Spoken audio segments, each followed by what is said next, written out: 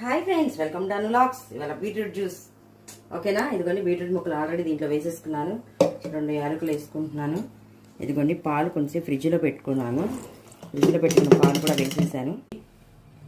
పాలు బీట్రూట్ వేసుకున్నాను దీంట్లో. మీకు నచ్చితే బెల్లం వేసుకోండి, నేనైతే ఏం వేసుకోవట్లేదు ఓకేనా. అయితే వేసేసాను. ఇదైతే ఇప్పుడు వడబెట్టుకుందాం.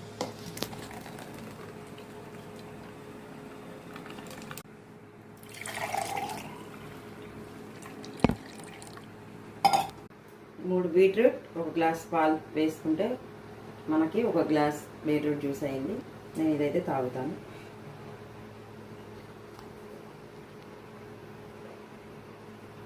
చాలా బాగుంది.